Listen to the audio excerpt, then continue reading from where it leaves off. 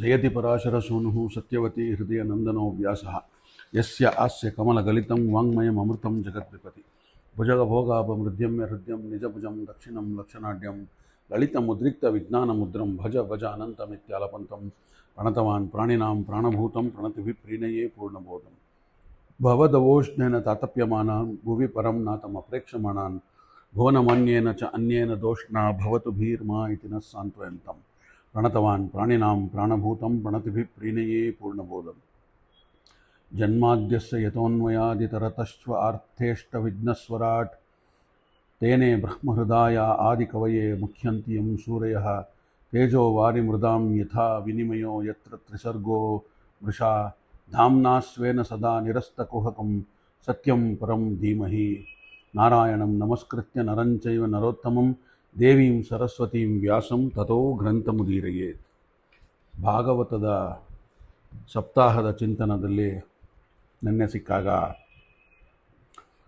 ನಾನು ಈ ದೇಹದೊಳಗಿದ್ದೇನೆ, ಭಗವಂತನೂ ಈ ದೇಹದೊಳಗಿದ್ದಾನೆ, ದ್ವಾಸುಪರ್ಣಃ ಅಂತ ಒಂದೇ ಮರದಲ್ಲಿ ಎರಡು ಹಕ್ಕಿಗಳಿದ್ದ ಹಾಗೆ. ವ್ಯತ್ಯಾಸ ಏನಪ್ಪ ಅಂದರೆ ನಾನು ಒಳಗಿದ್ದೇನೆ, ಹೊರಗಡೆ ಇಲ್ಲ. ಆದರೆ ಭಗವಂತ ಒಳಗೂ ಇದ್ದಾನೆ, ಹೊರಗೂ ಇದ್ದಾನೆ. ಅಂತರ್ಬಹಿಶ್ಚ ತತ್ಸರ್ವಂ ವ್ಯಾಪ್ತ ನಾರಾಯಣ ಸ್ಥಿತಃ. ಇದನ್ನೇ ನಾನು ಒಳಗಿದ್ದೇನೆ, ಭಗವಂತನೂ ಇದ್ದಾನೆ ಅನ್ನೋದನ್ನು ಅಹಂ ಮತ್ತು ಸಹ ಅನ್ನೋದನ್ನು ನೋಡಿದ್ವಿ. ಇದೇ ಸೋಹಂ ದ್ವೈತದ ಅದ್ವೈತ ಆಗತ್ತೆ ಅನ್ನೋದನ್ನು ನೋಡಿದ್ವಿ. ಭಗವಂತ ಎಲ್ಲೆಡೆಯೂ ಇದ್ದಾನೆ, ನಾನು ಅಣು ಮಾತ್ರ, ಅವನು ಅಣುವೂ ಹೌದು ಮಹತ್ತೂ ಹೌದು. ಅಣುವಿಗೆ ಅಣುವಾಗಿ ನಮ್ಮೊಳಗಿದ್ದಾನೆ, ಮಹತ್ತಿಗೆ ಮಹತ್ತಾಗಿ ಪ್ರಪಂಚವೆಲ್ಲ ತುಂಬಿದ್ದಾನೆ. ಇದು ಭಗವಂತನ ಅರಿವು, ಇದು ಜೀವನದ ಅರಿವು ಅಂತ ಹೇಳಿ ನೋಡಿದ್ವಿ. ಇಲ್ಲಿಂದ ಮುಂದೆ ತಿಳಿವಿನ ಸಾರ ಏನಪ್ಪ ಅಂದರೆ, ಏತಾವದೇವ ಜಿಜ್ಞಾಸ್ಯಂ ತತ್ವಜಿಜ್ಞಾಸುನಾತ್ಮನಃ ಅನ್ವಯ ವ್ಯತಿರೇಕಾಭ್ಯಂ ಯತ್ ಸ್ಯಾತ್ ಸರ್ವತ್ರ ಸರ್ವದಾ ಅಂತ ಹೇಳಿ ಆತ್ಮತತ್ವದ ಬಗ್ಗೆ ಜಿಜ್ಞಾಸಿಗೆ ತೊಡಗದಂಥ ಸಾಧಕ ಆದಂಥವನು ಮುಖ್ಯವಾಗಿ ತಿಳ್ಕೊಳ್ಳಲೇಬೇಕಾದಂಥ ಸಂಗತಿ ಇದು. ಇದು ಜಗತ್ತು ಇದ್ದಾಗಲೂ ಇದು ಇರದಿದ್ದಾಗಲೂ ಯಾವುದು ಎಂದೆಂದು ಇದೆಯೋ ಅದೇ ಪರತತ್ವ. ಇದನ್ನೆಲ್ಲ ನಾವು ಗೀತೆಯಲ್ಲೂ ಸಾಕಷ್ಟು ನೋಡಿದ್ದೇವೆ. ಈ ಜಗತ್ತು ಇಲ್ಲದಿದ್ದರೂ ಇದರಲ್ಲೂ ಯಾವುದು ಎಲ್ಲೆಲ್ಲಿ ಇದೆಯೋ ಅಲ್ಲ, ಅದು ಎಲ್ಲವೂ ಪರಮಸತ್ಯ ಇದು. ಸೊ ಹಾಗಾಗಿ ಇದಿರಲಿ ಇಲ್ಲದೆ ಇರಲಿ, ಯಾನನ್ನು ನೋಡ್ತಾ ಇದ್ದೇವೆ ಅದೆಲ್ಲ ಸತ್ಯ. ಈ ಜಗತ್ತು ಮಿಥ್ಯ ಅಲ್ಲ. ಇದು ಜಗತ್ತು ಇದೆ, ನಾವು ಇದ್ದೇವೆ, ಭಗವಂತನಿದ್ದಾನೆ, ಎಲ್ಲವೂ ಸತ್ಯ. ಆದರೆ ಎಲ್ಲ ಇದ್ದಾಗಲೂ ಅವನಿದ್ದಾನೆ, ಇರದಾಗಲೂ ಅವನಿದ್ದಾನೆ. ಅದರಿಂದ ಅವನು ಪರಮಸತ್ಯ, ಸತ್ಯದ ಸತ್ಯ. ಇದನ್ನೇ ಮೊದಲನೇ ಶ್ಲೋಕ ಹೇಳೋದು ಭಾಗವತದ್ದು ಮಂಗಳಾಚರಣ ಶ್ಲೋಕ. ಸತ್ಯಂ ಪರಂ ಧೀಮಹಿ ಅಂತ, ಎಲ್ಲವೂ ಸತ್ಯ ಅವನು ಅಂತ. ಜೀವ ಕೂಡ ಎಂದೆಂದೂ ಇದ್ದ, ಆದರೆ ತಾನೇ ತಾನಾಗಿ ಇರಲಿಲ್ಲ. ಅವನು ಇಂಡಿಪೆಂಡೆಂಟ್ ಆಗಿರಲಿಲ್ಲ, ಡಿಪೆಂಡೆಂಟ್ ಆಗಿದ್ದ. ಇಲ್ಲಿ ಎರಡಿದೆ, ಇಲ್ಲಿ ಇಂಡಿಪೆಂಡೆಂಟ್ ರಿಯಾಲಿಟಿ ಮತ್ತು ಡಿಪೆಂಡೆಂಟ್ ರಿಯಾಲಿಟಿ. ಭಗವಂತ ಎಂದೆಂದಿಗೂ ರಿಯಾಲಿಟಿ ಅಂದರೆ ಸತ್ಯ, ನಾವು ಸತ್ಯ. ಇಂಡಿಪೆಂಡೆಂಟ್ ರಿಯಾಲಿಟಿ ಅಂದರೆ ಭಗವಂತ ಡಿಪೆಂಡೆಂಟ್ ರಿಯಾಲಿಟಿ. ನಾವು ಯಾವಾಗಲೂ ಇದ್ದೇವೆ ಸತ್ಯ, ಆದರೆ ನಾವು ನಾವಾಗಿಯೇ ಇಲ್ಲ, ನಾವು ಅಸ್ವತಂತ್ರರು. ಭಗವಂತನಿಂದ ಇದ್ದೇವೆ, ನಾವು ಅವನಿಂದ ಇದ್ದ. ಅದರಿಂದಾಗಿ ಆ ಒಂದು ಜೀವ ಕೂಡ ಎಂದೆಂದೂ ಇದ್ದ, ಆದರೆ ತಾನಾಗೇ ಇರಲಿಲ್ಲ, ಅವನಿಂದಾಗಿ ಇದ್ದ, ಅವನಿಂದಾಗಿ ರೂಪುಗೊಂಡ. ಅವನು ಈ ಜೀವಕ್ಕೊಂದು ಜೀವನವನ್ನು ಕೊಟ್ಟ, ಅದಕ್ಕಾಗಿ ದೇಹ ಕೊಟ್ಟ. ಜೀವ ಅದರಿಂದ ತನ್ನನ್ನು ಅಂಟಿಸಿಕೊಂಡ, ಅದರಲ್ಲಿ ತನ್ನನ್ನೇ ತಾನು ಕಂಡ. ಈ ನಂಟಿನ ಅಂಟು ಕಳಚಿಕೊಂಡಾಗ ಸಾಂಸಾರಿಕವಾದಂಥ ಎಲ್ಲ ಬಂಧನಗಳು ಕಳಚಿ ಹೋಗುತ್ತವೆ. ಹೀಗೆ ಎರಡನೆಯ ಸ್ಕಂದ ತಾತ್ವಿಕವಾದ ಅನೇಕ ವಿಷಯಗಳನ್ನು ಹೇಳ್ತವೆ. ಜೀವನ, ಪರಮಾತ್ಮ, ಈ ತ್ರಿಪುಟಿಯ ಬಂಧ ಸಂಬಂಧಗಳನ್ನು ನಮ್ಮ ಮುಂದೆ ಎಳೆಯಾಗಿ ಭಾಗವತ ಎರಡನೇ ಸ್ಕಂದದಲ್ಲಿ ಬಿಡಿಸುತ್ತಾ ಹೋಗುತ್ತೆ. ಇಷ್ಟೆಲ್ಲ ವಿವರಣೆ ಕೇಳಿದ ಮೇಲೂ ನಮಗೆ ಒಂದೇ ಒಂದು ಸಂಶಯ ಉಳಿದು ಬಿಡುತ್ತೆ. ಇವೆಲ್ಲ ಮನುಷ್ಯ ಕಟ್ಟಿದ ಗಂಧರ್ವ ನಗರಿ ಅಲ್ವೇನಪ್ಪ? ಬೌದ್ಧಿಕತೆಯ ಕಲ್ಪನಾ ನಗರಿ ಇದು. ಪ್ರಯೋಗಕ್ಕೆ ಇಳಿಸಲಾಗದಂತಹ ಮಾತು, ಸಾಧಿಸಿ ತೋರಿಸಲಾಗದಂತಹ ಕನಸಿನ ಗಂಟಲ್ವಾ ಇದು ಅಂತ. ಸತ್ಯ ಯಾವಾಗಲೂ ಸೂಕ್ಷ್ಮವಾಗಿರುತ್ತೆ, ಅದನ್ನು ತೋರಿಸ್ಲಿಕ್ಕಾಗೋದಿಲ್ಲ, ಅನುಭವಿಸಿಯೇ ತಿಳಿಯಬೇಕು ಅದನ್ನು. ತಾರ್ಕಿಕ ಅತಿವಾದಿಗಳಿಂದ ಏನಾಗುತ್ತೆ ಅಂದರೆ ಅದನ್ನು ಸಿದ್ಧಪಡಿಸೋದು ಸಾಧ್ಯವಾಗೋದಿಲ್ಲ, ನಿರಾಕರಿಸೋದೂ ಸಾಧ್ಯವಾಗೋದಿಲ್ಲ. ಅನುಭವವನ್ನು ಅನುಭವದಿಂದಲೇ ತಿಳಿಯಬೇಕು, ಮುಟ್ಟಬೇಕೇ ಹೊರತು ಒಣತರ್ಕದಿಂದಲ್ಲ. ಅನುಭವಿಸಬೇಕು, ಅನುಭವಿಸಿ ಮಾಗಬೇಕು, ಮಾಗಿ ಸಾಧನೆಯ ದಾರಿಯನ್ನು ತಿಳಿಯಬೇಕು, ತಿಳಿದು ತಿಳಿಯಬೇಕು, ಆ ದಾರಿಯನ್ನು ತಿಳಿಯಬೇಕು, ತಿಳಿದು ಬೆಳೆಯಬೇಕು ಅನ್ನೋದು ಭಾಗವತ ನಮಗೆ ಹೇಳುತ್ತೆ. ಆದರೆ ಸಾಮಾನ್ಯ ಜನಕ್ಕೆ ಇದು ಎಟುಕದ ಮಾತಾಗಿದೆ. ಅವರು ಮಾತಿನ ಬಲೆಯಲ್ಲೇ, ತರ್ಕದ ಬಲೆಯಲ್ಲಿ ತಮ್ಮನ್ನು ಕಟ್ಕೊಂಡ್ಬಿಟ್ಟಿದ್ದಾರೆ, ಇತರರನ್ನು ಕಟ್ಟು ಬಯಸಿಬಿಡ್ತಾರೆ ಕೂಡ. ಭಾಗವತ ಇಂಥವರ ಬಗ್ಗೆ ನಗೆ ಆಡುತ್ತೆ. ಏನು ಹೇಳುತ್ತೆ ಅಂದರೆ ಭಾಗವತ, ಯಶ್ಚ ಮೂಢತಮೋ ಲೋಕೆ ಯಶ್ಚ ಬುದ್ಧೇ ಪರಂಗತಃ ತಾವುಭೌ ಸುಖಮೇಧೇತಿ ಕ್ಲಿಶ್ಯತ್ತರಿತೋ ಜನಃ ಅಂತ. ಸಾಮಾನ್ಯ ಜನರಿದ್ದಾರಲ್ಲಪ್ಪ, ಈ ಕಡೆ ದಡ್ಡರೂ ಅಲ್ಲ, ಈ ಕಡೆ ಬುದ್ಧಿವಂತರೂ ಅಲ್ಲ, ಅಂತರಿತೋ ಜನಃ ಅಂತ ಹೇಳುತ್ತೆ. ಈ ಇಬ್ಬರ ನಡುವಿನ ಎಡಬಿಡಂಗಿಗಳವರು, ಇವರದ್ದೇ ಎಲ್ಲ ಸಮಸ್ಯೆ. ಇದು ಸಮಾಜದಲ್ಲಿ ಅಪಾಯಕಾರಿ ಪರಿಣಾಮಗಳನ್ನು ಬೀರುತ್ತೆ. ಶತದಡ್ಡನಾದರೂ ಬೇಕು, ಅವನಿಂದ ಅಪಾಯ ಇಲ್ಲ. ನಂಬು ಅಂದರೆ ನಂಬುತ್ತಾನೆ, ನಂಬಬೇಡ ಅಂದರೆ ನಂಬೋದಿಲ್ಲ. ಯಾಕೆ ಅಂತ ಕೇಳಲ್ಲ. ಯಾಕಂದರೆ ಅವನಿಗೆ ಯೋಚನೆ ಮಾಡುವ ತಲೆಯೇ ಇಲ್ಲ, ಅವನ ತಲೆಯಲ್ಲಿ ಪ್ರಶ್ನೆಗಳು ಹೇಳೋದೇ ಇಲ್ಲ. ಅದರಿಂದ ಅವನಿಗೆ ಸಮಸ್ಯೆಗಳು ಇಲ್ಲವೇ ಇಲ್ಲ. ಅವನು ನಿಶ್ಚಿಂತ, ನಿತ್ಯ ಸುಖಿ. ಅವನು ಬ್ಲೆಸ್ಸಿಂಗ್ ಇನ್ ಡಿಸ್ಗೈಸ್ ಅಂತಾರಲ್ಲ, ಆ ಥರ ಆಗಿಬಿಡುತ್ತೆ ಕೆಲವು ಸರ್ತಿ. ಬುದ್ಧಿಯ ಆಚೆಗಿನ ಸತ್ಯವನ್ನು ಕಂಡ ಜ್ಞಾನಿ ಏನನ್ನೂ ಅರಿಯದ ಹೆಡ್ಡ. ಇಬ್ಬರೂ ಜೀವನದಲ್ಲಿ ಅತೃಪ್ತರಾಗಿರ್ತಾರೆ, ನಿರಪಾಯ ಪ್ರಾಣಿಗಳಾಗ್ತಾರೆ. ಅವರಿಂದ ತಾಪತ್ರಯವೇ ಇಲ್ಲ. ಎಲ್ಲ ತಿಳಿದೋನಿಂದನೂ ತಾಪತ್ರಯ ಇಲ್ಲ, ಏನೂ ಗೊತ್ತಿಲ್ಲದೆ ಇರೋದ್ರಿಂದನೂ ತಾಪತ್ರಯ ಇಲ್ಲ. ತಾಪತ್ರಯ, ತೊಂದರೆ, ಉಪದ್ರವ ಇರೋದೆಲ್ಲ ನಡುವಿನ ಗುಂಪಿನವರಿಂದ. ಅವರಿಗೆ ಅರ್ಧ ಗೊತ್ತಿದೆ, ಅರ್ಧ ಗೊತ್ತಿಲ್ಲ. ಗೊತ್ತಿದೆ ಎಂಬ ಭ್ರಮೆಯಲ್ಲಿ ಆತ್ಮವಂಚನೆ ಮಾಡ್ಕೋತಾ ಇದ್ದಾರೆ ಅವರು. ಗೊತ್ತಿದೆ ಅಂತ ತೋರಿಸಿ ಪರವಂಚನೆಯನ್ನು ಮಾಡ್ತಾ ಇದ್ದಾರೆ. ಅರ್ಧಂಬರ್ಧ ತಿಳಿದ ಜ್ಞಾನಿಗಳು ಇದು ದುರ್ವಿಗ್ಧರಾಗಿದ್ದಾರೆ. ಅರೆಬರೆ ಪಾಂಡಿತ್ಯದ ಒಂದು ಆತ್ಮ ಪ್ರತ್ಯೇಕೃತರು ಅವರಾಗ್ತಾರೆ. ಇಂಥವರೇ ಯಾವಾಗಲೂ ಅಪಚಾರ ಮಾಡುವಂಥವರು ಅಪಾಯಕಾರಿ ಪ್ರಾಣಿಗಳು ಅಂತ ಹೇಳ್ಬೋದು ಬೇಕಾದ್ರೆ ಅವ್ರನ್ನ. ಜೀವದ ಬಗ್ಗೆ, ದೇವರ ಬಗ್ಗೆ, ಕಣ್ಣಿಗೆ ಕಾಣದ ಆಧ್ಯಾತ್ಮದ ಬಗ್ಗೆ ಹಿರಿಯ ಋಷಿಗಳು, ತಪಸ್ವಿಗಳು, ಜ್ಞಾನಿಗಳು ಸಾವಿರ ವರ್ಷಗಳ ಕಾಲ ಅಂತರಂಗದ ಸಾಧನೆ, ಸಂಶೋಧನೆ ನಡೆಸಿ, ಅನುಭವಿಸಿ, ಸಾಕ್ಷಾತ್ಕಾರಗೊಂಡಂಥ ಸತ್ಯವನ್ನು ಆ ಬಗೆಗೆ ಏನೂ ಸಾಧನೆ ಮಾಡದೆ, ಏನೂ ತಿಳಿಯದೆ, ಏನೂ ಗೊತ್ತಿಲ್ಲದೆ ತನ್ನ ದಡ್ಡತನವನ್ನೇ ಕ್ವಾಲಿಫಿಕೇಶನ್ ಮಾಡಿಕೊಂಡು ನಿರಾಕರಣೆ ಮಾಡುತ್ತಾ ಇರೋವಂಥ ಈ ಮಂದಿ ಕ್ಲಿಶ್ಯಸಂತಿರೋ ಜನಃ ಅಂತ. ಇವರ ಬಗ್ಗೆ ಕನಿಕರಾಪಡಿ ಅಂತ ಹೇಳಿ ಭಾಗವತ ನಮಗೆ ಹೇಳುತ್ತೆ. ಇಂಥವರ ಮಂದಿ ಕುರಿತೇ ಬೃಹತಿಹರಿ ಎಂಬ ಒಂದು ಸುಭಾಷಿತ ಬರೆದಿದ್ದಾನೆ ಒಬ್ಬ ಭೃತೃಹರಿ ಅಂಥೇಳಿ. ಅಗ್ನ ಸುಕುಮಾರಾಧ್ಯ ಸುಕರ ರಮಾರಧ್ಯತೆ ವಿಶೇಷಜ್ಞ ಜ್ಞಾನ ಲವರ್ದುರ್ದಿಗ್ಧಂ ಬ್ರಹ್ಮಾಪಿ ನರಂನ ರಂಜಯತಿ ಅಂತ. ಅತ್ಯಂತ ದಡ್ಡರಿಗೆ ಮತ್ತು ಅತ್ಯಂತ ಬುದ್ಧಿವಂತರಿಗೆ ಮನವರಿಕೆ ಮಾಡೋದು ಸುಲಭ. ಒಬ್ಬನಿಗೆ ಪ್ರಶ್ನೆ ಬರೋದ್ರಿಂದ ಮತ್ತೊಬ್ಬನಿಗೆ ಉತ್ತರವೂ ತಿಳಿದಿರೋದ್ರಿಂದ. ಹಾಗಾಗಿ ಆದರೆ ತಿಳಿಯದೆಯೇ ತಿಳಿದಿದೆ ಅಂತ ತಿಳ್ಕೊಂಡಂಥವನಿಗೆ ಅಹಂಕಾರದ ಮೊಟ್ಟೆಗಳಾಗ್ತಾರವರು. ಅಂಥವರಿಗೆ ಬ್ರಹ್ಮದೇವರು ಕೂಡ ಮನವೊಲಿಸಲಾರ. ಸತ್ಯದ ಬಗ್ಗೆ ಭ್ರಾಂತಿ ಪಡುವಂಥವನವನು ನನ್ನ ದಡ್ಡತನವೇ ಸತ್ಯದ ಮಾನದಂಡ ಅನ್ನುವ ಅಹಂಕಾರ ಅವನಿಗಿರುತ್ತೆ. ಸತ್ಯದ ದಾರಿಯಲ್ಲಿ ಎಚ್ಚರದಿಂದ ನಡೆಯಿರಿ ಅಂತ ಭಾಗವತ ಎಚ್ಚರಿಸುತ್ತೆ ನಮ್ಮನ್ನ. ದಾರಿ ಯಾವುದಪ್ಪ ಹಂಗಾರೆ ಸುಖಕ್ಕೆ ಅಂತ ಎಲ್ಲರೂ ಕೇಳಿದ್ರೆ, ಎಲ್ಲರ ಬದುಕಿನ ಬಯಕೆ ಗುರಿ ಒಂದೇ. ನನ್ನ ಬಾಳಿನಲ್ಲಿ ಏನಾಗಬೇಕು? ಸುಖವಾಗಿರಬೇಕು, ಸುಖ ತುಂಬಿರಬೇಕು, ದುಃಖ ಬರಬಾರದು ಅಂತ ಹೇಳಿ. ಇದನ್ನೇ ಇಟ್ಕೊಂಡು ದಾಸರು ಹೇಳಿದ್ದು, ಬೇಡುವರೋ ಸುಖವ ಅಂತ, ಬೇಡರೋ ದುಃಖವ. ಎಲ್ರಿಗೂ ಸುಖ ಬೇಕು, ದುಃಖ ಯಾರಿಗೂ ಬೇಡ. ಹಾಗಾಗಿ ಸುಖವೇ ಬೇಕು ಅನ್ನುವಂಥವ್ರು. ಸುಖಕ್ಕೆ ಜೀವನದುದ್ದಕ್ಕೂ ಒದ್ದಾಟ. ಹೀಗೆ ಒದ್ದಾಟವೇ ಜೀವನವಾಗಿ ಹೋಗ್ಬಿಡುತ್ತೆ ಹೊರತು ಒದ್ದಾಟದಿಂದ ಸುಖ ಸಿಗೋದೇ ಇಲ್ಲ. ಯಾವುದೋ ಸಣ್ಣ ಸುಖಕ್ಕಾಗಿ ಬಹುದೊಡ್ಡ ಪರದಾಟ. ಸೋಹಂ ನೃಣಾನ್ ಕ್ಷುಲ್ಲ ಸುಖಾಯ ದುಃಖಂ ಮಹದ್ಗತಾನಾಂ ವಿರಮಾಯ ತಿಭ್ಯಂ ಪರ್ವತೇಯೇ ಭಾಗವತಂ ಪುರಾಣಂ ಯದಾಹ ಸಾಕ್ಷಾತ್ ಭಗವನ್ನಾನುಶ್ರಭಿಯ ಅಂತ. ನಾಳಿನ ಸುಖಕ್ಕಾಗಿ ಇವತ್ತು ಒದ್ದಾಟ ಮಾಡುವಂಥದ್ದು. ಈ ಒದ್ದಾಟದಲ್ಲೇ ಜೀವನ ಕಳೆದು ಹೋಗುತ್ತೆ. ಮತ್ತೆ ಸುಖ ಪಡೋದೊಂದು ಯಾವತ್ತು? ಸಾಯೋ ತನಕವೂ ನಾಳಿನ ಸುಖದ್ದೇ ಸಿದ್ಧತೆ. ಇವತ್ತು ಕಷ್ಟಪಟ್ಬಿಡೋಣ, ನಾಳೆ ಸುಖವಾಗಿರ್ಬೋದು ಅಂತ. ಭವಿಷ್ಯದ ಸುಖಕ್ಕಾಗಿ ಒದ್ದಾಟ. ವರ್ತಮಾನವೇ ಬದುಕು, ಅದೇ ಬದುಕಾಗ್ಬಿಡುತ್ತೆ. ಸುಖದ ನಿರೀಕ್ಷೆಯೇ ಇಲ್ಲಿಯ ಸುಖ ಹೊರತು ಸುಖದ ಅನುಭವ ಅಲ್ಲವೇ ಅಲ್ಲ. ಅಕಸ್ಮಾತ್ ಯಾವುದೋ ಒಂದು ಸಂತೋಷದ ಘಟನೆ ನಡೀತು ಅಂತ ಇಟ್ಕೊಳ್ಳಿ, ಅದು ಎಂಥ ಸುಖ. ಅದರ ಬೆನ್ನಲ್ಲೇ ದುಃಖದ ಬೆಟ್ಟದ ರಾಶಿ ಬಂದುಬಿಡುತ್ತೆ. ನಾವು ಜೀವನದಲ್ಲಿ ಬಯಸುವಂಥ ಪಡುವಂಥ ಸುಖ ನಿಜವಾದ ಸುಖವಲ್ಲಪ್ಪ ಅಂತ ಹೇಳ್ತಾರೆ ಭಾಗವತ. ನಿತ್ಯ ಸುಖ ಅಲ್ಲ ಅದು. ನಿಜವಾದ ಸುಖ ಬೇಕಾ? ನಿತ್ಯವಾದ ಸುಖ ಬೇಕಾ? ಅದಕ್ಕೆಂದೇ ತಾನೇ ಈ ಭಾಗವತ ಹೇಳಕ್ಕೆ ಹೊರಟಿರೋದು, ರಚನೆ ಆಗಿರೋವಂಥದ್ದು. ಒಂಥರ ನೋಡಿ, ಎಕ್ಸಾಂಪಲ್ ಏನಪ್ಪ ಅಂದರೆ, ಕಜ್ಜಿ ನವೆ ಆಗತ್ತೆ, ತುರ್ಕೊಂತೀವಿ, ತುರಿಸಿದ್ರೆ ಒಂದು ರೀತಿಯ ಸುಖ ಆಗತ್ತೆ, ಹಿತ ಅನಿಸುತ್ತೆ. ಹಾಗಂತ ತುರಿಸುತ್ತಾ ಹೋದರೆ ಏನಾಗುತ್ತೆ? ಕಡ್ಕೋತಾನೆ ಹೋದರೆ ಪರಿಣಾಮ ನಂಜಾಗತ್ತೆ, ಕೊಳೆತು ಕೀವು ತುಂಬಿ ಹಾಳಾಗತ್ತೆ ಆ ಜಾಗ. ಸುಖವಾದದ್ದು ಎಂದು ಏನಾಗುತ್ತೆ? ಇವತ್ತು ಅಸಹ್ಯ ಆಗತ್ತೆ, ದುರ್ಬರ ವೇದನೆ ಆಗತ್ತೆ ಅದು. ಮತ್ತೆ ಆಸ್ಪತ್ರೆಗೆ ಓಡಾಟ, ಚುಚ್ಚುಮದ್ದು, ಏನೇನೋ ಹಿಂಸೆಗಳು ಅವೆಲ್ಲ. ಇಂಥ ಪರಿಸ್ಥಿತಿಯಲ್ಲಿ ತಾತ್ಕಾಲಿಕ ಸುಖದ ಅನುಭವವಾದರೂ ಕಜ್ಜಿಯನ್ನು ತುರಿಸದೆ ತುರಿಕೆಯ ವೇದನೆಯನ್ನು ಅನುಭವಿಸೋದೇ ನಿಜವಾದ ಸುಖ ಆಗುತ್ತೆ. ಸುಮಾರಾಗಿ ಎಲ್ಲೆಡೆಯೂ ಹೀಗೆ ಕೂಡ ದುಃಖವನ್ನೇ ಸುಖ ಅಂತ ಭ್ರಮಿಸ್ತೇವೆ. ಭ್ರಮಿಸಿ ಬೆನ್ನು ಹತ್ತುತ್ತೇವೆ. ಅದಕ್ಕೆ ಹತ್ತಿ ಹೈರಾಣಾಗ್ತೇವೆ, ಅದಕ್ಕೆ ನಾವು ದಾಸರಾಗ್ಬಿಡ್ತೇವೆ. ಹಾಗೆ ಈ ಸುಖದ ಭ್ರಮೆಯಿಂದ ನಾವು ಪಾರಾಗಬೇಕು, ನಿಜವಾದ ಸುಖದತ್ತ ನಾವು ಸಾಗಬೇಕು. ಅದಕ್ಕಾಗಿ ಭಾಗವತದ ರಚನೆ ಆಯಿತು.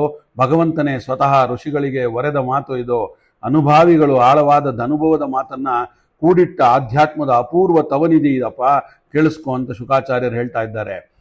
ಸೃಷ್ಟಿಯ ಬಿತ್ತರ ಆಗ್ತಾ ಹೋಗುತ್ತೆ. 3ನೇ ಸ್ಕಂದ ಪ್ರಾರಂಭದಲ್ಲಿ ಸೃಷ್ಟಿ ಹೇಗಾಯಿತು ಅನ್ನೋದನ್ನ ಭಾಗವತ ಹೇಳ್ತಾ ಹೋಗುತ್ತೆ. ಇಲ್ಲಿ 3ನೇ ಸ್ಕಂದ ಸೃಷ್ಟಿಯ ವೈಚಿತ್ರ್ಯದ ಅಪೂರ್ವ ವಿವರಣೆಯನ್ನು ನೀಡ್ತಾ ಹೋಗುತ್ತೆ. ಸೃಷ್ಟಿ ಬೆಳೆದು ಬಂದಂತಹ ಬಗೆಯನ್ನ 9 ಮಜಲುಗಳಲ್ಲಿ ಗುರುತಿಸುತ್ತೆ ಇದು ಭಾಗವತ. ಸೃಷ್ಟಿ ಹೇಗಾಯಿತು? ಮೊತ್ತ ಮೊದಲು ಜಗತ್ತಿನಲ್ಲಿ ಏನೂ ಇರಲಿಲ್ಲ.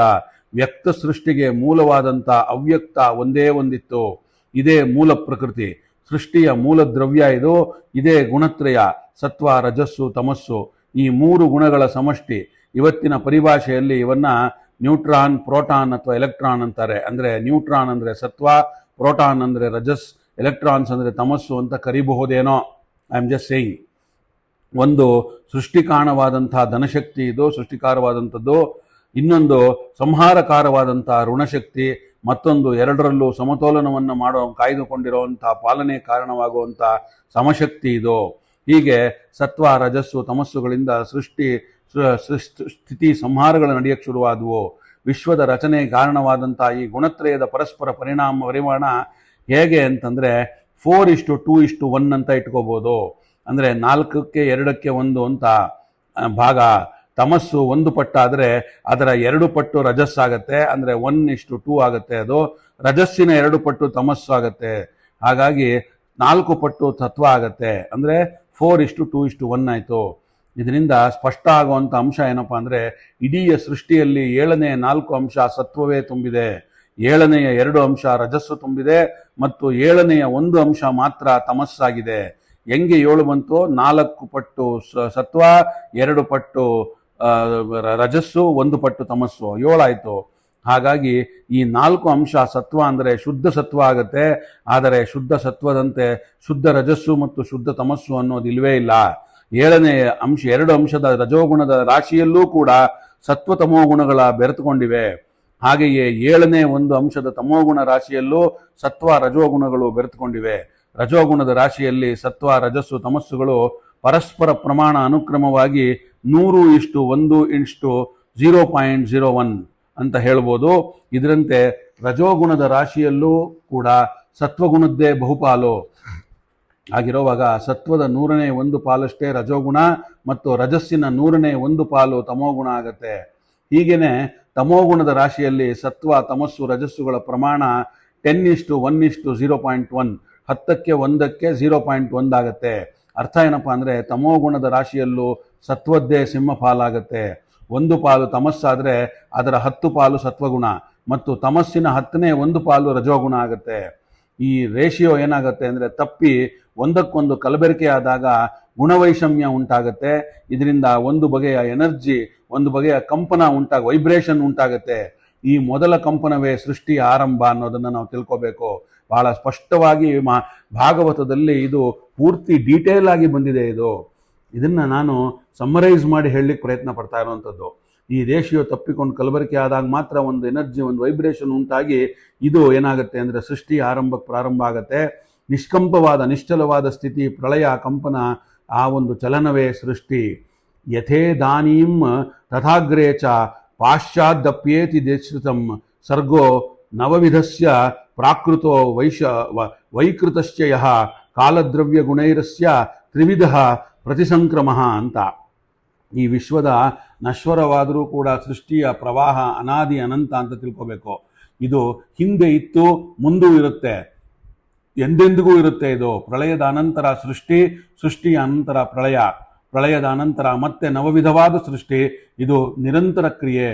ಪ್ರಕೃತಿ ವಿಕಾರಗೊಂಡು ಬ್ರಹ್ಮಾಂಡ ರಚನೆ ತನಕ ಸೃಷ್ಟಿ, ಮೂಲ ಸೃಷ್ಟಿ, ಪ್ರಕೃತಿ ಸೃಷ್ಟಿ ಇವೆಲ್ಲವೂ ಇರುತ್ತೆ. ಅನಂತರ ಬ್ರಹ್ಮಾಂಡದೊಳಗಿನ ಸೃಷ್ಟಿಯ ವಿಸ್ತಾರವೇ ವಿಕೃತ ಸೃಷ್ಟಿ ಆಗತ್ತೆ. ಸೃಷ್ಟಿಯ ನವವಿಧ ಹೇಗೆ, ಹಾಗೆ ಸಂಹಾರ ತ್ರಿವಿಧ ಆಗುತ್ತೆ. ಒಂದು ಕಾಲದಿಂದ ಸಂಹಾರ, ಆಯಸ್ಸು ತೀರಿ ಸಕಾಲಿಕವಾದಂತಹ ಮರಣ, ಇನ್ನೊಂದು ದ್ರವ್ಯದಿಂದ ಸಂಹಾರ. ಒಂದು ಪ್ರಾಣಿ ಇನ್ನೊಂದು ಪ್ರಾಣಿಯನ್ನು ಕೊಂದಾಗ ನಡೆಯುವಂಥ ಸಂಹಾರ ಕ್ರಿಯೆ ಅದಾಗತ್ತೆ. ಇನ್ನೊಂದು ಗುಣದಿಂದ ವಿನಾಶ, ತಮೋಗುಣದ ಕಾರ್ಯವಾದಂತಹ ಅಜ್ಞಾನ ಸತ್ವಗುಣದ ಕಾರ್ಯವಾದಂತಹ ಜ್ಞಾನದಿಂದ ನಾಶ ಹೊಂದುವುದು. ಮತ್ತೆ ಆ ಥರ ಎಕ್ಸಾಂಪಲ್ಸು. ಸೃಷ್ಟಿಯ ಯಾವುದಿದು 9 ಸ್ತರಗಳು, 9 ವಿಧದಲ್ಲಿ ಸೃಷ್ಟಿ ಆಯಿತು ಅಂತೀವಲ್ಲ, ಯಾವುದದು ಅಂತ ಕೇಳಿದ್ರೆ ಈ ನವವಿಧ ಸೃಷ್ಟಿಯಲ್ಲಿ ಮೊದಲನೆಯದು ಮಹತ್ವ ತತ್ವದ ಸೃಷ್ಟಿ. ಭಾಗವತ ಹೇಳ್ತಾ ಇರೋದು ಮೊದಲನೇ ಸೃಷ್ಟಿ ಇದು ಮಹತ್ವ ತತ್ವದ ಸೃಷ್ಟಿ. ಆ ಮಹತ್ತತ್ವದ ಸೃಷ್ಟಿ ಹೆಂಗಾಯಿತು ಅಂದರೆ ಅದ್ಯಸ್ತು ಮಹತಃ ಸರ್ಗೋ ಗುಣೈರ್ವೈಷಮ್ಯ ನಾಮಕಃ ಅಂತ ನಿಶ್ಚಲವಾಗಿ ಪ್ರಳಯ ಕಾಲದಲ್ಲಿ ಸುಪ್ತವಾಗಿದ್ದಂತಹ ಗುಣತ್ರಯಗಳಲ್ಲಿ ಚಾಲನೆ ಉಂಟಾದಾಗ ಉಂಟಾದ ಮೊದಲನೇ ಸೃಷ್ಟಿ ಮಹತ್ತತ್ವ. ಅದು ಅವ್ಯಕ್ತದಿಂದ ವ್ಯಕ್ತವಾಗುವ ಮೊದಲ ಹಂತ ಅದು. ಇದು ಸೃಷ್ಟಿಯಲ್ಲೆಲ್ಲ ಅತ್ಯಂತ ಸೂಕ್ಷ್ಮ ತತ್ವ ಇದು, ಮನಸ್ಸಿಗಿಂತಲೂ ಸೂಕ್ಷ್ಮ ಇದು. ಆದ್ದರಿಂದ ಆದರೂ ಮಹತ್ತಾದಂಥ ಸೃಷ್ಟಿ ಇದು, ಮೊದಲ ಹೆಜ್ಜೆ. ಆದ್ದರಿಂದ ಇದನ್ನು ಮಹತ್ತತ್ವ ಅಂತಲೇ ಕರೆದರು ಭಾಗವತದಲ್ಲಿ. ಪ್ರತಿಯೊಂದು ಸೃಷ್ಟಿಗೂ ಜಡ ಚೇತನ ಎಂಬ 2 ಮುಖಗಳಿವೆ. ಮಹತ್ತತ್ವದ ಚೇತನಾಂಶವೇ ಚತುರ್ಮುಖ ಬ್ರಹ್ಮ. ಮಹತ್ತತ್ವ ಈತನಿಗೆ ಶರೀರ ಇದ್ದ ಹಾಗೆ, ಜೀವದ ಸೃಷ್ಟಿ ಅಂದರೆ ಜೀವಕ್ಕೆ ಶರೀರದ ಸೃಷ್ಟಿ ಹೇಗೆ ಹಾಗೆ ಅಂತ ಅರ್ಥ ಮಾಡ್ಬೇಕು ನಾವು. ಬ್ರಹ್ಮನ ಸೃಷ್ಟಿ ಅಂದರೆ ಮಹತ್ತತ್ವದ ರೂಪವಾದಂತಹ ಬ್ರಹ್ಮನ ಶರೀರದ ಸೃಷ್ಟಿ. ಈತನೇ ಮುಂದಿನ ವಿಶ್ವ ಸೃಷ್ಟಿಯ ಮೊದಲು ಸೃಷ್ಟಿಯಾದಂತಹ ಮಹತ್ತತ್ವದ ಅಭಿಮಾನಿ ದೇವತೆ ಚತುರ್ಮುಖ ಬ್ರಹ್ಮ. ಇನ್ನು ಎರಡನೆಯದು ದ್ವಿತೀಯ ಸ್ವಹಮೋ ಯತ್ರಃ ದ್ರವ್ಯಜ್ಞಾನಿ ಕ್ರಿಯೋದಯ ಅಂತ ಹೇಳುತ್ತೆ ಭಾಗವತ. ನವವಿಧ ಸೃಷ್ಟಿಯಲ್ಲಿ ಒಂದು ಸೃಷ್ಟಿ ಆಯಿತು, ಯಾವುದೋ ಚತುರ್ಮುಖ ಬ್ರಹ್ಮ. ಎರಡನೆಯ ಸೃಷ್ಟಿಯೇ ಅಹಂಕಾರ ತತ್ವ. ಇದರಿಂದಲೇ ನಾನು ನನ್ನದು ಅನ್ನುವ ಅಹಂ ಪ್ರಜ್ಞೆ ಜಾಗೃತವಾಯಿತು. ಈ ಮೂಲಕ ವಿಶ್ವಕ್ಕೂ ಕೂಡ ಜೀವನಿಗೂ ಸಂಬಂಧವೇರ್ಪಟ್ಟಿತು.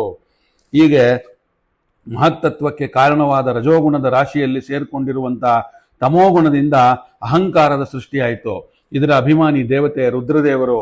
ಅದರಿಂದ ರುದ್ರನನ್ನ ತಮೋಗುಣದ ದೇವತೆ ಅಂತ ಕರೀತಾರೆ. ಈ ಅಹಂಕಾರದಲ್ಲೂ 10 ಪಾಲು ಸತ್ವಗುಣ ಇದೆ, 1 ಪಾಲು ತಮೋಗುಣ ಮತ್ತು 10ನೇ 1 ಪಾಲು ರಜೋಗುಣ 0.01%. ನಾವು ಈ ಮೊದಲೇ ಇದನ್ನು ನೋಡಿದ್ದೀವಿ. ಇದನ್ನೇ ಸಾತ್ವಿಕ ಅಹಂಕಾರ, ರಾಜಸ ಅಹಂಕಾರ ಮತ್ತು ತಾಮಸ ಅಹಂಕಾರ ಅಂತ ಕರೆಯುವಂಥದ್ದು. ಈ 3 ಅಹಂಕಾರಗಳಿಂದ ಮತ್ತೆ 3 ಸೃಷ್ಟಿಗಳಾದವು. ಅಹಂಕಾರದ ತಾಮಸ ಅಂಶದಿಂದ ಪಂಚಭೂತಗಳ ಸೃಷ್ಟಿ, ನೆಲ, ನೀರು, ಬೆಂಕಿ, ಗಾಳಿ ಮತ್ತು ಆಕಾಶ. ಬಹಳ ಸೂಕ್ಷ್ಮವಾದಂಥ ಆಧ್ಯಾತ್ಮ ಹೇಳ್ತಾ ಇದ್ದೀನಿ. ಬೇಕಿದ್ರೆ ಎಲ್ಲರೂ ದಯವಿಟ್ಟು ಬರ್ಕೊಂಡು ಇದನ್ನು ಮತ್ತೊಂದು ಸತಿ ಓದೋದು ಕೇಳೋದನ್ನು ಮಾಡಿ. ಹಾಗಾಗಿ ಅಹಂಕಾರದ ತಾಮಸದಿಂದ ಅಂಶವಾದಂಥ ಪಂಚಭೂತಗಳ ಸೃಷ್ಟಿಯಾಯಿತು. ನೆಲ, ನೀರು, ಬೆಂಕಿ, ಗಾಳಿ ಮತ್ತು ಆಕಾಶ. ಈ ಭೂತ ಸೃಷ್ಟಿಯ 3ನೆಯ ಮಜಲು. ಇವೇ ಪಂಚದ್ರವ್ಯಗಳು. ಅದರಿಂದಲೇ ತಾಮಸ ಅಹಂಕಾರವನ್ನು ದ್ರವ್ಯಶಕ್ತಿ ಅಂತ ಕರೀತಾರೆ. ರಾಜಸ ಅಹಂಕಾರದಿಂದ 5 ಇಂದ್ರಿಯಗಳು, 5 ಕರ್ಮೇಂದ್ರಿಯಗಳು ಸೃಷ್ಟಿಯಾದವು. ಇದರಿಂದಲೇ ಶಬ್ದ ಅರಿವನ್ನು ನೀಡುವ ಕಿವಿ, ಸ್ಪರ್ಶದ ಅರಿವನ್ನು ನೀಡುವಂಥ ತ್ವಕ್ಕು ಕರ್ಮೇಂದ್ರಿಯಗಳಲ್ಲಿ, ಮತ್ತೆ ರೂಪದ ಅರಿವನ್ನು ನೀಡುವಂಥ ಕಣ್ಣು, ರಸದ ಅರಿವನ್ನು ನೀಡುವಂಥ ನಾಲಿಗೆ ಮತ್ತು ಗಂಧದ ಅರಿವು ನೀಡುವಂಥ ಮೂಗು. ಇವು 5 ಜ್ಞಾನೇಂದ್ರಿಯಗಳು ಸೃಷ್ಟಿಯ ಈ ಮುಖವನ್ನು ಜ್ಞಾನಶಕ್ತಿ ಅಂತ ಕರೀತಾರೆ. ಮಾತನಾಡುವ ಬಾಯಿ, ಕುಶಲ ಕರ್ಮಗಳನ್ನು ಮಾಡುವಂಥ ಕೈ, ನಡೆದಾಡುವ ಕಾಲು, ಮೂತ್ರ ಮತ್ತು ರೇತಸ್ಸಿನ ವಿಸರ್ಜನೆ ಮಾಡುವಂಥ ಉಪಸ್ಥ ಮತ್ತು ಮಲವಿಸರ್ಜನೆಗಾಗಿ ಪಾಯು. ಇವು 5 ಕರ್ಮೇಂದ್ರಿಯಗಳಾಗತ್ವೆ. ಸೃಷ್ಟಿಯ ಈ ಮುಖವನ್ನು ಕ್ರಿಯಾಶಕ್ತಿ ಅಂತ ಕರೀತಾರೆ. ಭೂತ ಸರ್ಗಸ್ಥ ತೃತೀಯಸ್ತು ತನ್ಮಾತ್ರ ದ್ರವ್ಯಶಕ್ತಿಮಾನ್ ಚತುರ್ಥ ಐಂದ್ರಿಯ ಸರ್ಗೋ ಯಸ್ತು ಜ್ಞಾನಕ್ರಿಯಾತ್ಮಕ ಅಂತ.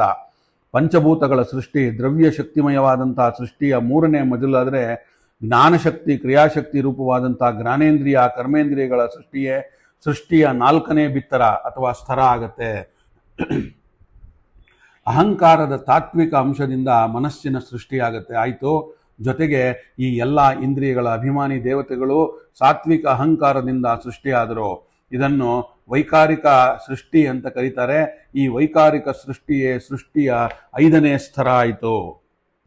ವೈಕಾರೋ ದೇವಸರ್ಗ ಪಂಚಮೋ ಯನ್ಮಯಂ ಮನಃ ಅಂತ. ಹೀಗೆ 5 ಬಗೆಯ ಸೃಷ್ಟಿ ಆಯಿತು. ಆಕಾಶದ ಜೊತೆ ಶಬ್ದ ಬಂತು, ವಾಯು ಸೃಷ್ಟಿಯಾದಾಗ ಶಬ್ದದ ಜೊತೆ ಸ್ಪರ್ಶ ಸೇರ್ಕೊಂಡಿತು, ಅಗ್ನಿ ಸೃಷ್ಟಿಯಾದಾಗ ಅವೆರಡರ ಜೊತೆ ರೂಪ ಸೇರ್ಕೊಂಡಿತು, ಜಲದ ಸೃಷ್ಟಿಯಿಂದ ರಸವೂ ಸೇರ್ಕೊಂಡಿತು, ಭೂಮಿಯ ಸೃಷ್ಟಿಯಾದಾಗ ಈ 4 ಗುಣದ ಜೊತೆಗೆ ಗಂಧವೂ ಸೇರ್ಕೊಂಡಿತು. ಈ ಶಬ್ದ, ಸ್ಪರ್ಶ, ರೂಪ, ರಸ, ಗಂಧ ಅನ್ನುವ 5 ತತ್ವಗಳನ್ನು ಪಂಚತನ್ಮಾತ್ರೆಗಳು ಅಂತ ಕರೀತಾರೆ. ಹೀಗೆ 5 ಗುಣದ ಜೊತೆಗೆ 5 ಭೂತಗಳಾದವು. ಇದನ್ನು ತಿಳಿಯಲಿಕ್ಕೆ 5 ಜ್ಞಾನೇಂದ್ರಿಯಗಳು, ತಿಳಿದು ಮಾಡಲಿಕ್ಕೆ 5 ಕರ್ಮೇಂದ್ರಿಯಗಳು, ಯೋಚಿಸಲಿಕ್ಕೆ ಮನಸ್ಸು ಮತ್ತು ಈ ಜಡತತ್ವದ ಶಕ್ತಿಯನ್ನು ನಿಯಂತ್ರಿಸಲಿಕ್ಕೆ ಅದರ ದೇವತೆಗಳು. ಹೀಗೆ 5 ಬಗೆಯ ಸೃಷ್ಟಿಯ ಮೇಲೆ 6ನೇಯದು ಬರೇ ತಮೋಗುಣದ ಸೃಷ್ಟಿ ಆಯಿತು. ಇದೇ ಅಜ್ಞಾನದ ಸೃಷ್ಟಿ. ಮಾರಕಗಳಾದ ಶರೀರ ಸರ್ಪಗಳು, ಸೃಪಗಳು, ವಿಷಜಂತುಗಳು ಸೃಷ್ಟಿ. ಇಲ್ಲಿ ತಮಸ್ಸೆ ಪ್ರಧಾನ, ರಾಕ್ಷಸಿ ಸ್ವಭಾವ. ಅದರಿಂದ ಮುಂದಿನ ವಿಶ್ವ ನಿರ್ಮಾಣದಲ್ಲಿ ಜ್ಞಾನದ ಜೊತೆಗೆ ಅಜ್ಞಾನವು ವಿಜೃಂಭಣೆ ಮಾಡ್ತಾ ತೊಡಗ್ತು. ಏನ್ ಹೇಳುತ್ತೆ ಅಂದ್ರೆ ಭಾಗವತ, ಸೃಷ್ಟಿಸ್ತು ತಮಸಃ ಸರ್ಗೋ ಯಸ್ತ್ವ ಬುದ್ಧಿಕೃತ ಪ್ರಭೋ ಅಂತ. ಇವು 6 ಪ್ರಕೃತ ಸೃಷ್ಟಿಗಳು. ಇಲ್ಲಿಂದ ಮುಂದೆ 3 ವೈಕೃತ ಸೃಷ್ಟಿಗಳು. 7ನೆಯ ಸೃಷ್ಟಿ ಸ್ಥಾವರ ಸೃಷ್ಟಿ. ಇದು ಮುಖ್ಯ ಸೃಷ್ಟಿ ಎನ್ನುತ್ತದೆ ಭಾಗವತ. ಸಪ್ತಮೋ ಮುಖ್ಯ ಸರ್ಗಸ್ತು ಷಡ್ವದಸ್ತರು ಶಾಂಚಾಯ ಮನಸ್ಪಶ್ಯೋ ಚ ದಿಲಾತ್ವಾಕ್ ಸಾರಃ ವಿರೋಧೋ ಧ್ರುಮಃ ಉಚ್ರೋತ ಸಮಪ್ತ ಪ್ರಾಯ ಅಸ್ವಂತಶ್ರ ವಿಶೋಣಿಶಃ ಅಂತ. ಸ್ಥಾವರ ಸೃಷ್ಟಿಯನ್ನು ಮುಖ್ಯವಾಗಿ ಸೃಷ್ಟಿ ಅಂತ ಶಾಸ್ತ್ರಕಾರರು ಯಾಕೆ ಕರೀತಾರೆ ಅಂತಂದರೆ, ಯಾಕೆ ಅಂದರೆ ಇವು ಊರ್ಧ್ವಮುಖವಾಗಿ ಸೃಷ್ಟಿ. ಮರಗಳು ನೇರಕ್ಕೆ ಮೇಲಕ್ಕೆ ಬೆಳೆಯುತ್ತವೆ. ಕೆಳಗೆ ಬುಡದಲ್ಲಿ ನೀರು ಹಾಕಿದ್ರೆ ಮೇಲೊಂದು ಕಡೆ ಬೆಳೆಯುತ್ತವೆ. ಅದಕ್ಕೆ ಅವು ಉತ್ಸೂತ್ರಗಳು ಅಂತ ಕರೀತಾರೆ. ಇದು ಮರಗಳ ಸೃಷ್ಟಿ ಆಯಿತು. ಪ್ರಾಣಿಗಳು, ಮನುಷ್ಯರು ಉತ್ಸೂತ್ರಗಳಲ್ಲ. ಪ್ರಾಣಿಗಳದ್ದು ತ್ರಿಯಕ್ ಸೃಷ್ಟಿ. ತ್ರಿಯಕ್ ಸೂತ್ರ ಅದು. ಅಡ್ಡಕ್ಕೆ ಆಹಾರ ಪಚನ ಕ್ರಿಯೆ ಅದು. ಬಾಯಿಯಲ್ಲಿ ತಿಂದ ಆಹಾರ ಅಡ್ಡಕ್ಕೆ ಹರಿದು ದೇಹದಲ್ಲಿ ವ್ಯಾಪಿಸುತ್ತೆ. ಮನುಷ್ಯನದ್ದು ಇನ್ನೂ ಶೋಚನೀಯ. ಅವನದ್ದು ಅರ್ವಾಕ್ ಸೂತ್ರ, ಕೆಳಮುಖವಾದ ಬೆಳವಣಿಗೆ. ಬಾಯಿಂದ ಮೇಲೆ, ಬಾಯಲ್ಲಿ ಬಿದ್ದ ಆಹಾರ ಕೆಳಮುಖವಾಗಿ ಹರಿದು ಹೊಟ್ಟೆ ಸೇರುವಂಥದ್ದು. ಅದರಿಂದ ಮರಗಳದ್ದು ಊರ್ಧ್ವಗತಿ, ಪ್ರಾಣಿಗಳದ್ದು ತ್ರಿಯಗ್ಗತಿ, ಮನುಷ್ಯನದ್ದು ಅಧೋಗತಿ ಅಂತ ಭಾಗವತ ಹೇಳುತ್ತೆ. ಇನ್ನೊಂದು ರೀತಿಯಿಂದಲೂ ಇದನ್ನ ವಿಶ್ಲೇಷಿಸಬಹುದು. ಯಾವುದು ಅಂದರೆ, ಮರದ ಜನ್ಮ ಪಡೆದಂತಹ ಜೀವ ಮತ್ತು ಕೆಳಗೆ ಹೋಗಿ ಹೀನ ಜನ್ಮ ಪಡೆಯುವ ಸಾಧ್ಯತೆ ಇಲ್ಲ. ಮುಂದೆ ಬೆಳವಣಿಗೆಯ ಹಂತ ಅದು. ಕ್ರಮೇಣ ಮಾನವ ಜನ್ಮ ಪಡೆಯುವ ಸಾಧ್ಯತೆ. ಆದರೆ ಮಾನವ ಎತ್ತರಕ್ಕೇರುವ ಬದಲು ತನ್ನ ಕಾಮ ಕರ್ಮಗಳಿಂದಾಗಿ ಅಧೋಗತಿ ಇಳಿಯುವಂತಹ ಸಂಭವವೇ ಹೆಚ್ಚು. ಅದಕ್ಕಾಗಿ ಶಾಸ್ತ್ರಕಾರರು 7ನೇ ಸ್ಥಾವರ ಸೃಷ್ಟಿಯನ್ನ ಮುಖ್ಯ ಸೃಷ್ಟಿ ಅಂತ ಕರೀತಾ ಇದ್ದಾರೆ. ಮನುಷ್ಯರು ಗಮನಿಸಬೇಕಾದಂತಹ ಬಹುಮುಖ್ಯ ಅಂಶ ಇದು. ಇಲ್ಲಿಂದ ಮುಂದೆ ಮರಗಳು ಜೀವಿಸುತ್ತವೆ ಅನ್ನೋದನ್ನ ಆಚಾರ್ಯ ಮಧ್ವರು ನಮಗೆ 12ನೇ ಶತಮಾನದಲ್ಲಿ ಹೇಳಿದ್ರು. ಆಮೇಲೆ ಬಂದು ಹೇಳಿದ್ದಂಥದ್ದು ಜಗದೀಶ್ ಚಂದ್ರ ಬೋಸ್. ಇರಲಿ, ಮರಗಳು ಜೀವಿಗಳು ಅಂದಾದರೆ ಇವು ಜೀವನ ಯಾವ ಬಗೆಯದು, ಅವುಗಳಿಗೆ ತಿಳುವಳಿಕೆ ಇದೆಯಾ, ಸಂವೇದನೆ ಇವೆಯೇ ಅಂತ ಕೇಳಿದ್ರೆ ಇದೇ ಎನ್ನುತ್ತದೆ ಭಾಗವತ. ಮನುಷ್ಯನಷ್ಟು ತಿಳುವಳಿಕೆ ಇರದಿದ್ರೂ ಕೂಡ ಅವುಗಳಿಗೆ ಸೂಕ್ಷ್ಮ ಸಂವೇದನೆಗಳಿವೆ. ಅವುಗಳು ಸುಖ ದುಃಖಗಳನ್ನು ಅನುಭವಿಸ್ತವೆ. ಆದರೆ ಅವುಗಳಲ್ಲಿ ಅನುಭವವೆಲ್ಲ ಆಂತರಿಕ, ಅದು ಅಂತರ್ಸ್ಪೃಷ್ಟ, ಒಳಗೊಳಗೆ ಇರುತ್ತೆ, ಹೊರಗೆ ಹೇಳಕ್ಕಾಗಲ್ಲ. ಅದು ನೋಯುವಂಥದ್ದು, ಬೇಯುವಂಥದ್ದು ಒಳಗಡೆನೆ. ತಮಗಾದ ಆನಂದವನ್ನ ದುಃಖವನ್ನ ಹೊರಗೆ ತೋಡ್ಕೊಳ್ಳೋ ಹಾಗಿಲ್ಲ. ಅದು ಇನ್ನೊಬ್ಬರೊಡನೆ ಹಂಚ್ಕೊಳ್ಳೋ ಹಾಗಿಲ್ಲ. ನೀರು ಹಾಕಿದಾಗ ಸಸಿಗಳು ಸಂತೋಷಗೊಳ್ಳುತ್ತವೆ. ನೀರನ್ನು ಹೀರ್ಕೊಂಡಾಗ ಹುಲುಸಾಗಿ ಬೆಳೆಯುತ್ತವೆ. ಪ್ರೀತಿಗಾಗಿ ಪ್ರತಿಕ್ರಿಯಿಸುವಂಥವು. ಒಂದು ಕಡಿಯ ಬಂದಾಗ ದುಃಖದಿಂದ ಒಳಗೊಳಗೆ ಹೆದರಿ ನಡುಗುತ್ತವೆ ಅವು. ಆಧುನಿಕ ವಿಜ್ಞಾನ ನವೀನ ಪ್ರಯೋಗ ತಂತ್ರಗಳಿಂದ ಇದನ್ನೆಲ್ಲ ಪ್ರೂವ್ ಮಾಡಿದೆ, ಹೌದು ಅಂತ ಹೇಳಿ. ಆದರೂ ಕೂಡ ಮನುಷ್ಯರಂತೆ ಅವು ಅರಿವಿನ ಆಳಕ್ಕೆ ಇಳಿಯುವಂತಿಲ್ಲ. ಅವುಗಳ ಸಂವೇದನೆ, ಅನುಭವ ಎಲ್ಲ ಲಿಮಿಟೆಡ್ ಆಗಿರುತ್ತವೆ. ಅದರಿಂದ ಅವು ತಮಪ್ರಾಯ ಅಜ್ಞಾನ ಪ್ರಚುರ ಅಂತ ಹೇಳ್ತಾರೆ. ಮನುಷ್ಯ ಸತ್ತಾಗ ಇದಕ್ಕೊಂದು ಎಕ್ಸಾಂಪಲ್ಲು ಏನಪ್ಪ ಅಂದರೆ, ಸ್ವಂತದ ಎಕ್ಸಾಂಪಲ್ಲು. ತುಳಸಿ ಇದೆ ಮನೆಯಲ್ಲಿ. ನಾವು ತುಳಸಿಗೆ ನೀರು ಹಾಕೋವಾಗ ಒಂದು ದಿನ ಒಣಗೋಗಿತ್ತು ಅದು. ಯಾಕಂದರೆ ಒಂದು ಪೇಂಟಿಂಗ್ ಆಗ್ತಾ ಇತ್ತು ಮನೆಯಲ್ಲಿ. ಒಂದು 2-3 ದಿನಗಳ ಕಾಲ ನಾವು ಅದಕ್ಕೆ ನೀರು ಹಾಕ್ದಿರಾ ಒಂದಷ್ಟು ಇಗ್ನೋರ್ ಆಗೋಗ್ಬಿಟ್ಟಿತ್ತು ಅದು. ಆದರೆ ಇಮಿಡಿಯೇಟ್ ಆಗಿ ನೆನಪು ಬಂದು 4ನೇ ದಿನ ನಾನೇ ಹೋಗಿ ಆ ತುಳಸಿ ಗಿಡಗಳಿಗೆ ಒಂದು 20-25 ಗಿಡಗಳಿವೆ, ನೀರು ಹಾಕುವಾಗ ವಿಷ್ಣು ಸಹಸ್ರನಾಮ ಪಠನೆಯನ್ನು ಮಾಡ್ತಾ ನೀರು ಹಾಕಿದ್ದು. ಸಂಜೆ ಹೊತ್ತಿಗಾಗಲೇ ಅದು ತುಳಸಿ ನಂಬೋದು ಬಿಟ್ಟರೆ ಬಿಡ್ಬೋದು, ಗ್ರೀನ್ ಆಗಿಬಿಟ್ಟಿತ್ತು. ಎಲ್ಲ ಬ್ರೌನಿಶ್ ಆಗಿ ಇನ್ನೇನು ಡೌನ್ ಆಗಿಬಿಟ್ಟಿತ್ತು, ಎಲ್ಲ ಬಾಡ ಹೋಗ್ತಾ ಇತ್ತು. ಅಂಥದ್ದು ಸಂಜೆಗೆ ಅದು 3 ದಿನ ಆಗೋಗಿತ್ತು ನೀರು ಹಾಕಿ. ಸಂಜೆ ಹೊತ್ತಿಗೆ ಅದು ವಿಷ್ಣು ಸಹಸ್ರನಾಮ ಪಠನೆಯಿಂದ ನೀರು ಹಾಕಿದಾಗ ಆಗ್ತಾ ಅದು ಸಂಜೆ 6-7 ಗಂಟೆ ಹೊತ್ತಿಗೆ ಮತ್ತೆ ಹಸಿರಾಗಿ ಚಿಗುರಿತ್ತದು.